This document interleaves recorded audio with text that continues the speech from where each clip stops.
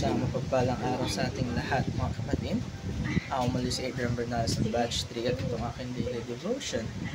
At ngayong araw, ay pag-uusapan natin ay kung bakit mahirap sumunod sa Diyos o yung covenant. At ang ating Bible verse ay mula sa Jeremiah chapter 2, 31, verse 33, 34. Sinasabi sa ating scripture ngayong araw, "But this shall be the covenant that I will make with the house of Israel.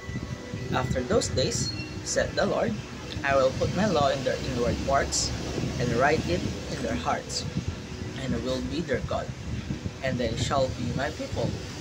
For I will forgive their iniquity, and I will remember their sin no more."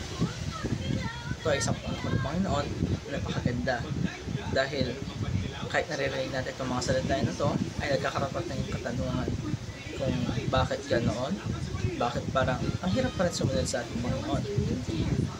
Dahil mga kapatid, hindi ka nag-iisa sa problema na yan. Lahat tayo ay may laban sa kasalanan, sa sarili natin kagustuhan at sa mundong ginagalawan natin. Pero dito pumapasok ang kahalagahan ng New Covenant o ang bagong tipan ng Diyos para sa kanyang mga anak. Una-una, the Old Covenant is God's law written on tablets.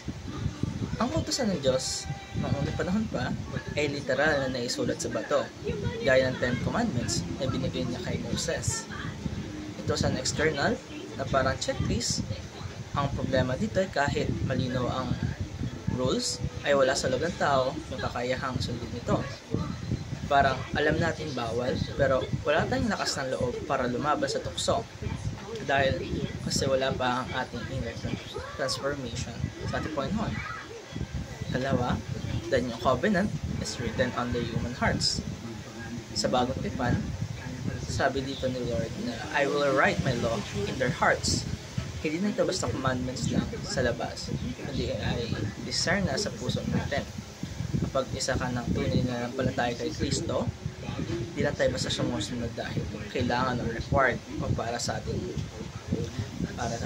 Savior, kundi dahil gusto natin sundin ng Diyos ng buo nating puso, buo nating isip at buo nating lakas, dahil binago na niya ang ating mga puso.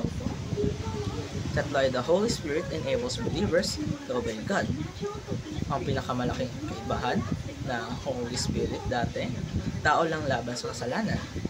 Ngayon ay kasama natin ng Diyos through the Holy Spirit. Siya yung nagbibigay ng conviction, ng lakas, at ang desire to live righteously. Hindi ito basta sa sarili nating galing o sarili nating gawa, kundi dahil ito sa kanyang biyaya. Ang New Covenant naman ay hindi lang basta kontrata. Ito ay bagong buhay. Ito ay relasyon. Hindi lang ito basta batas o rules. Hindi ka dayuhan sa Diyos. Ikaw ay ang kanyang anak, at bilang anak niya, binigyan kanya ng bagong puso, a heart that longs to please Him. Kaya minsan, mahirap sumunod lalo na kung tayo lamang. Pero ang ganda ng New Covenant ay hindi na natin kailangan lumaban mag-isa. Mayroon tayong kasama. May kapangyarihan na tayong binigyan ng Diyos upang mabuhay ng tama. Ang pinakasusi dito, keyboard mga kapatid, ay magtiwala. Lumapit tayo sa Diyos araw-araw, alalahanin ng kanyang sakripisyo sa krus ng Kalbaryo, alalahanin ng kasalanan niya. Nating lahat ay pinatawad na. Ang puso natin ay kanyang binago na. At di na tatapos ang aking daily devotion. Maraming salamat sa panonood.